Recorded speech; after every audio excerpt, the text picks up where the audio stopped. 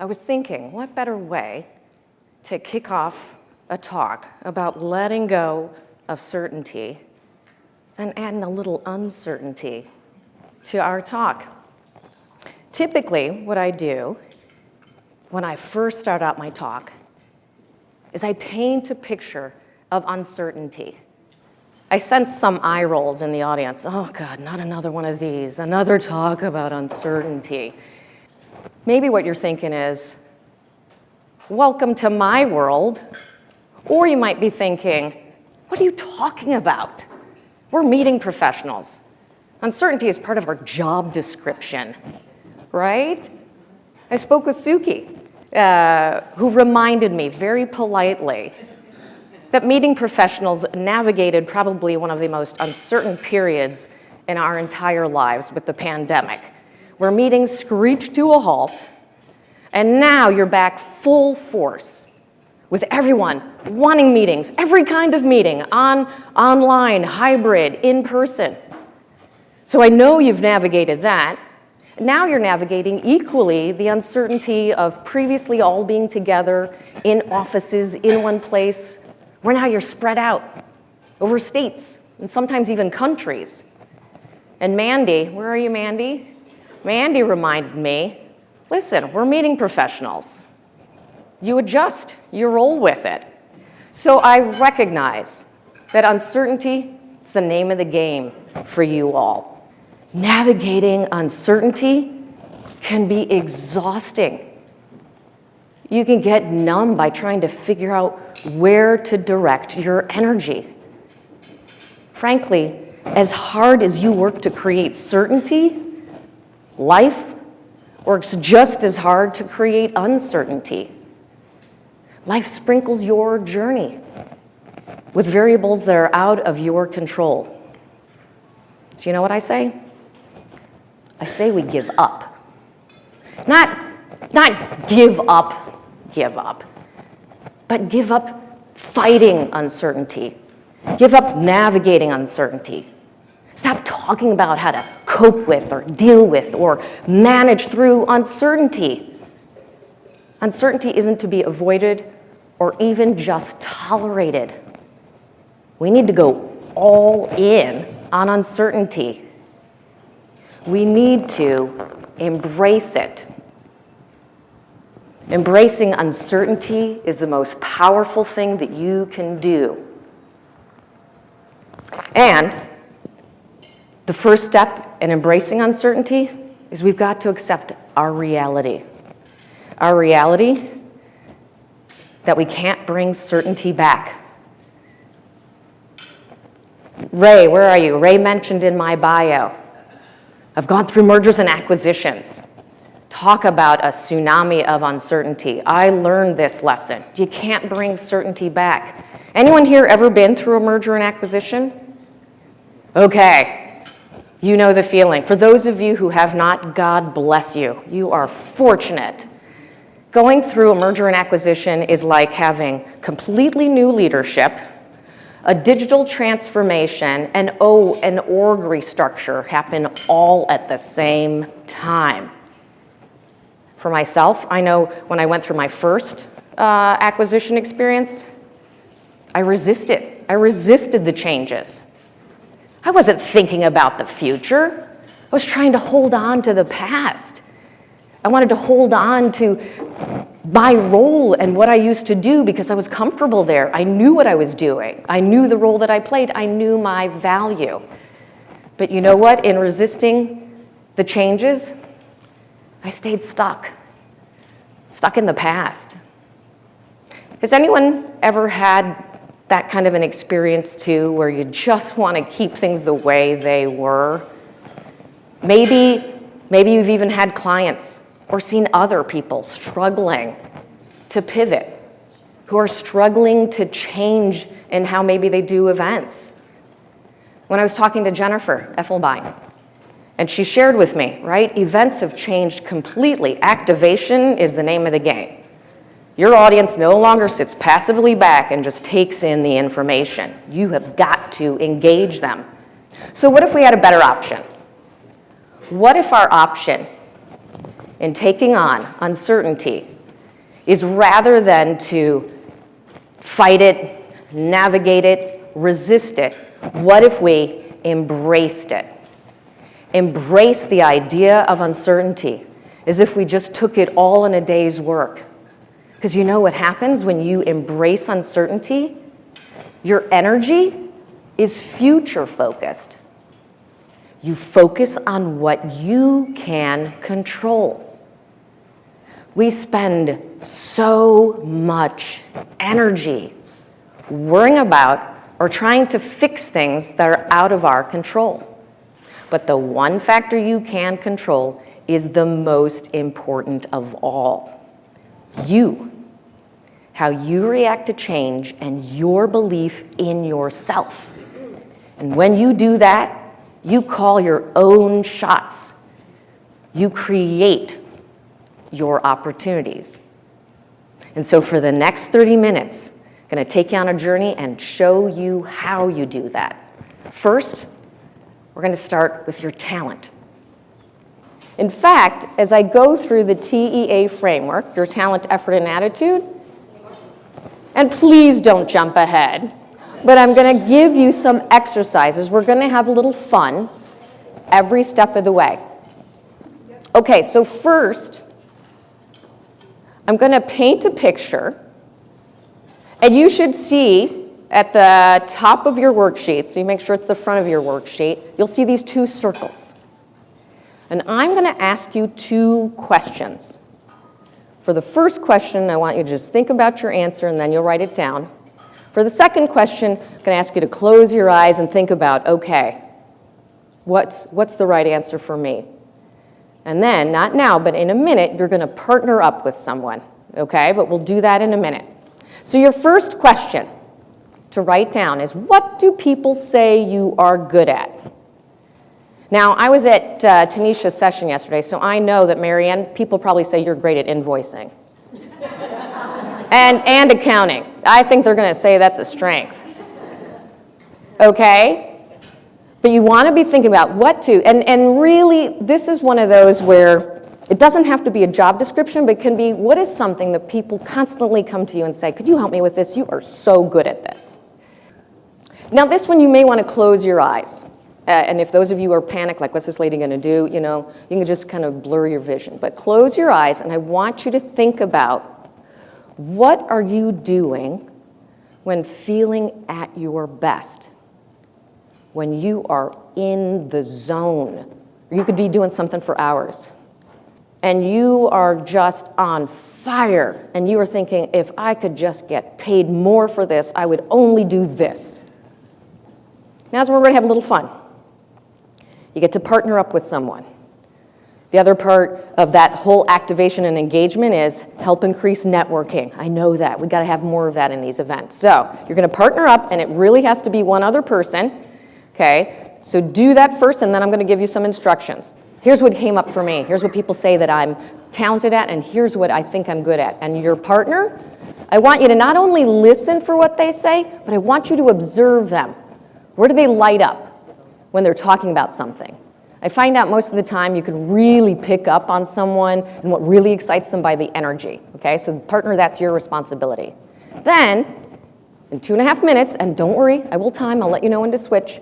You're going to switch, and then the partner is going to share his or her, hey, here's what came up for me. And your other partner is going to say, hey, this is what I see. These are your intersection points. Because remember those circles? We want to try and find out, what were the things that people say you're good at, and what are the things that you do where you are on fire and in the zone? Where might be those intersection points? So partners, be looking and listening for that. I mean, really, how often do you get to talk to someone about your talents? Well, okay, then I love you. I would love to, but I find that more often than not, we're not even thinking about, what is our real talent? What am I good at? And so part of this exercise, I did not expect that every single one of you now says, I've got it! I know exactly what my talents are. But the point of this exercise is to have you realize you got to be intentional about it.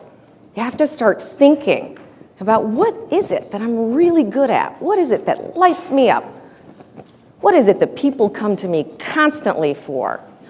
So I'd love to have 2, maybe 3 folks just say, what were some of your takeaways? How did that feel?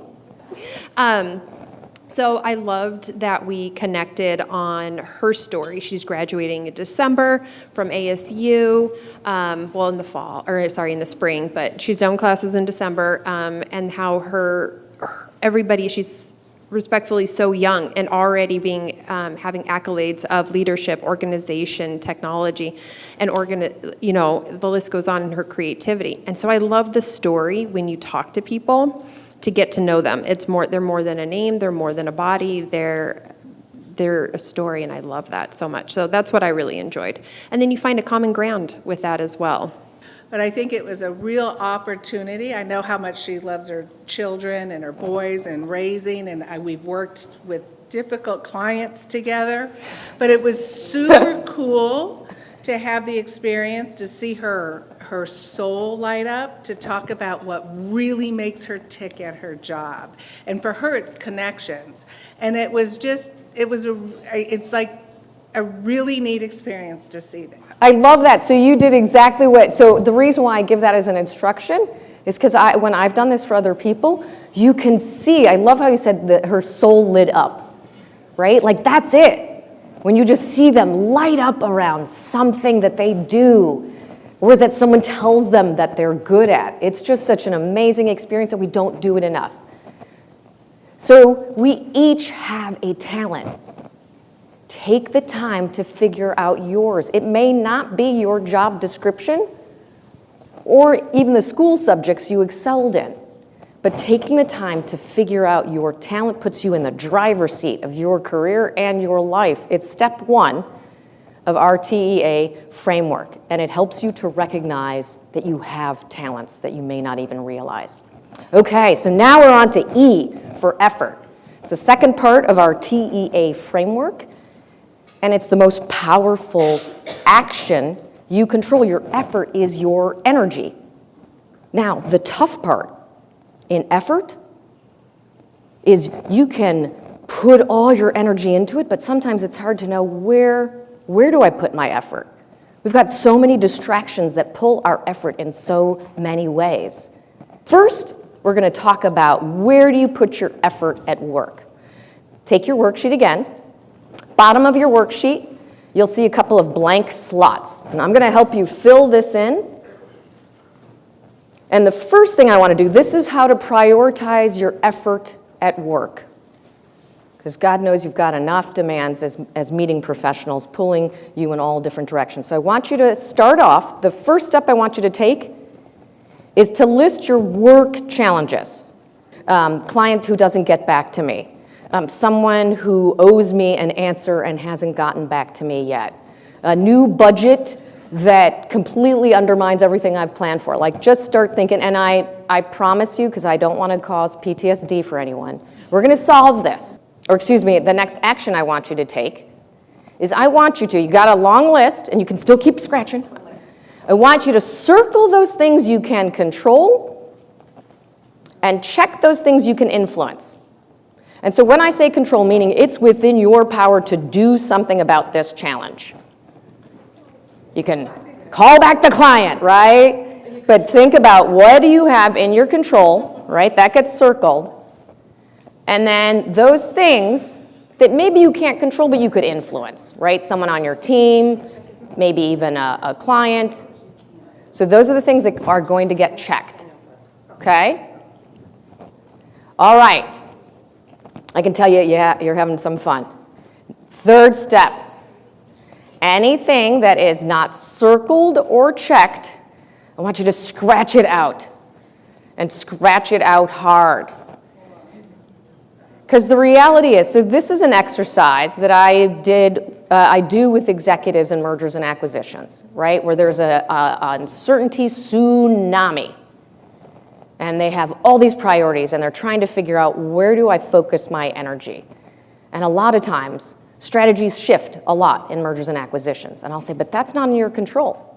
A strategy shifting, if you remember, that's out of your control. I highlighted that before. So there's stuff that oftentimes is weighing on us, that is taking up so much mental energy, But if it's out of your control, you want to focus on the things you can control and the things you can influence. And I suspect a number of you probably thought, wow, there's actually more things I can influence than I even thought I could.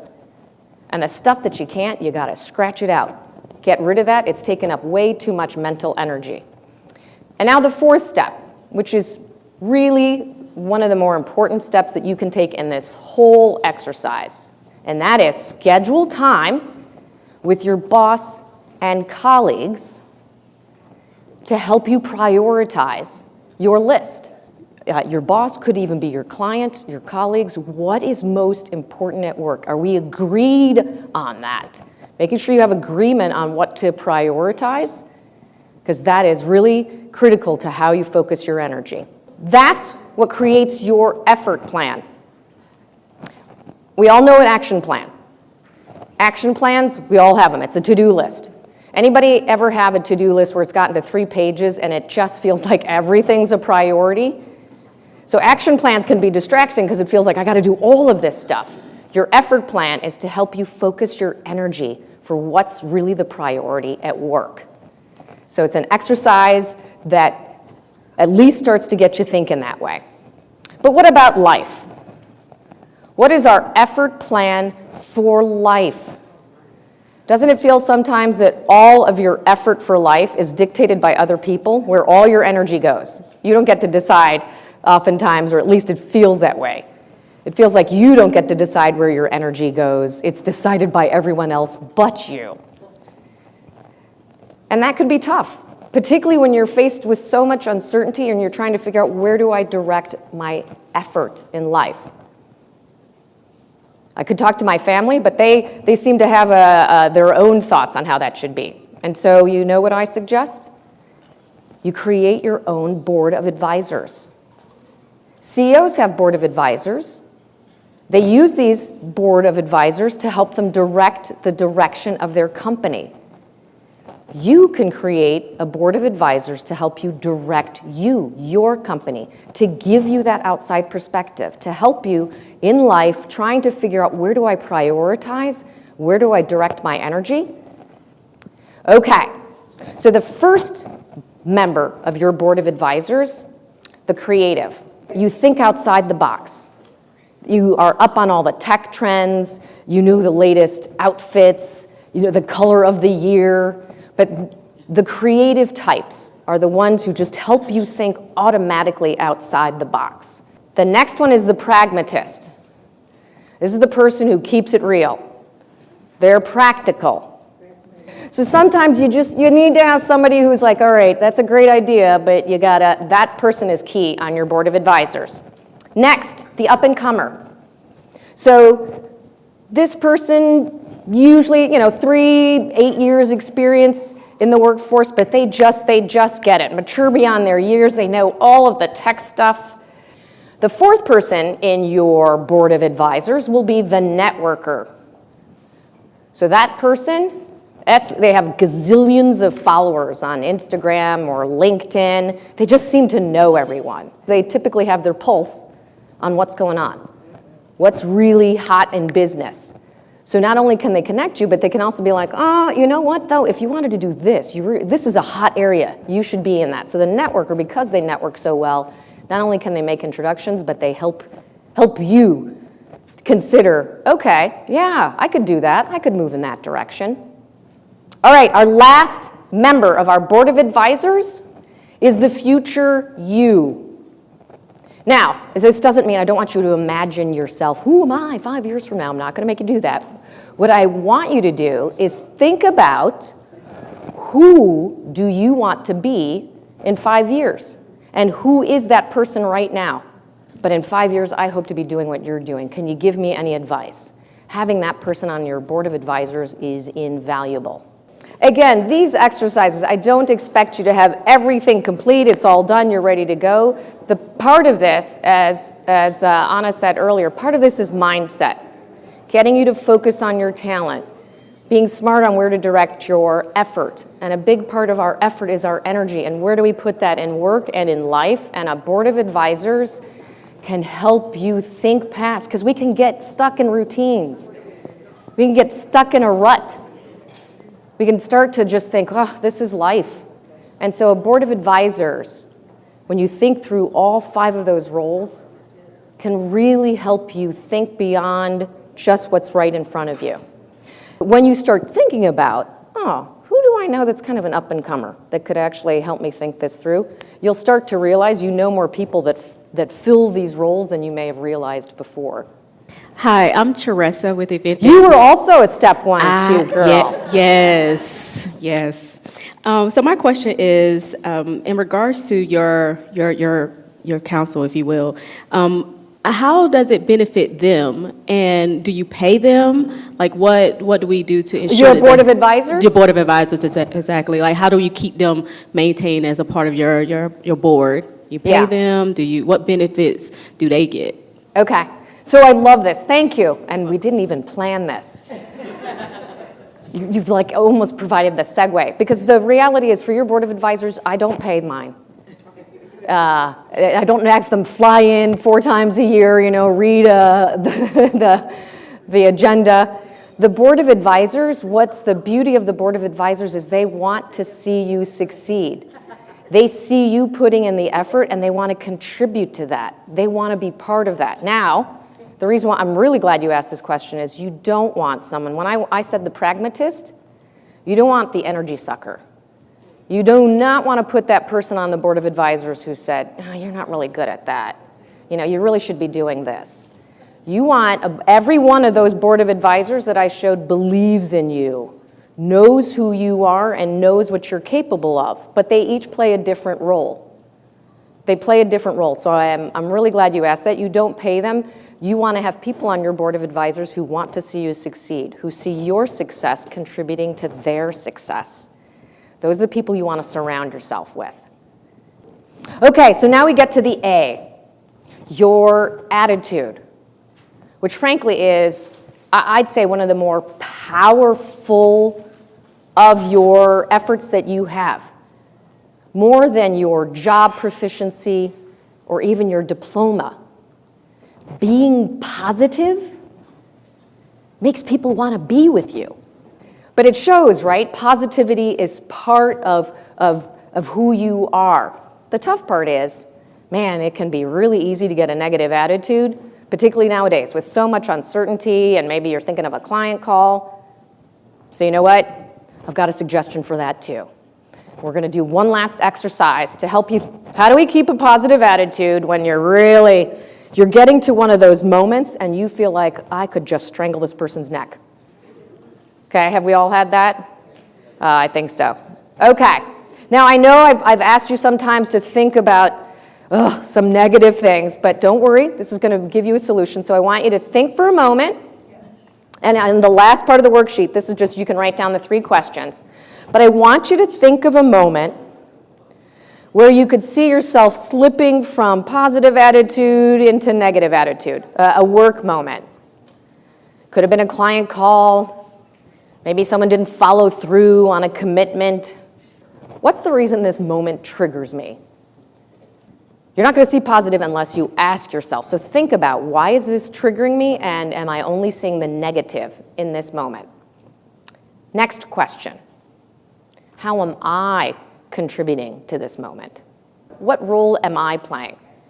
Was I clear on the budget that I needed? Did I set realistic expectations on the date by when I needed an answer? What role did I play that now I have this frustrating moment? 5 days, 5 months, 5 years from now, will this matter? Will this really matter? And this last question I find just is critical because it keeps things in perspective. And these 3 questions, asking yourself this, can help you to, I am not saying that you will never have a negative moment or experience again. But having these questions and thinking about them can help you step back, look at the situation, and say, okay, this isn't the worst thing. Sure, I call it the TEA framework. The more important thing is that you remember that it's all 3 that are essential. You have to have all 3. How many people do you know who are super talented but they make no effort to get better, or they've got a negative attitude. Or, people who put in a lot of effort, but they distribute it across way too many things. Or they just put effort into one thing because they haven't taken the time to figure out their talent and how to prioritize where they put their effort. Or maybe you even know people who have a negative attitude because they just haven't taken the time to figure out what's their talent. And they haven't figured out how to prioritize their effort. So it's all three combined that are critical for your TEA or EAT framework. So getting clear on your talent, prioritizing your effort, and keeping a positive attitude starts to make you unstoppable. Because you know what happens? As you focus on your talent, effort, and attitude, you start to know your value. You start to see your value for what it is. And when you do, other people start to see your value as well. It starts to show up for them. It becomes more clear. That's what happened for me. When I was going through those mergers and acquisitions, by the third one, I was just tired of doubting my value. And I said, that's it. I can't do this anymore. But I was confident that I had a skill in helping people navigate the uncertainty that came with all those M&A deals. So I wrote a book. And I was interviewing a CEO for the book when he said, I hadn't really thought about that, how people can lose sight of their value when their company gets acquired and their future is uncertain. That doesn't really get talked about very much. This makes you a bit of an exotic bird in this space. Yes, indeed. Right? We all can have an exotic bird moment, a moment where we realize, I have value. In this case, he said, you have a unique value to bring to mergers and acquisitions that nobody is right now. And so maybe that came up for you, even during our talent exercise. Maybe you realized something that you're good at when I had you answer that question, what do people tell you you're good at? I'm going to out Marianne for a moment. I know, she's like, oh my God. But I want to give just a real-world example of how this can happen. So do you remember I was at the Flamingo last year, right? So I'm a complete stranger to her. I didn't have the feathers on either. And I said to her after she gave her acceptance speech, I said, you should be a speaker. I think I even said you should come to the dark side. I'm thinking about it. Right? And so I say when someone who you don't even know, but I thought, wow, it was a great speech. And it was a moment where I thought, she's got a gift. She's got a talent. She should tap into that.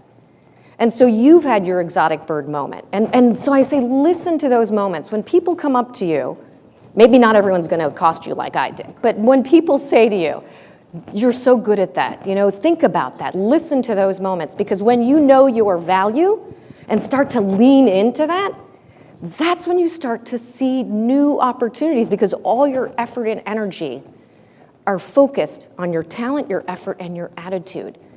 And when you start to know your value and people start to see your value and you're moving forward, you see new opportunities. Again, I'm a perfect example. I thought initially my opportunities were helping people through mergers and acquisitions because I was good at navigating all the uncertainty that comes with that. How do you as a leader help people through that? But I'm standing here in front of you now talking about how to embrace uncertainty because I saw that opportunity. It wasn't just about how I could help people through mergers and acquisitions. It was about helping people in general to navigate uncertainty by embracing it. And so I say that I'm an example of what that looks like when you lean into your talent and your effort and attitude and embrace that uncertainty and recognize I've got opportunities ahead of me. I just need to be future focused to see them. So what if we all did the same? What if we all focused on our talent, on our effort, and our attitude? We focused on what we can control and just embraced uncertainty. I've shared my journey with you to show you the opportunities that you have, to show you the potential that you have. So go ahead, start now. I implore you to embrace uncertainty, create opportunity, and be your own exotic bird. Thank you.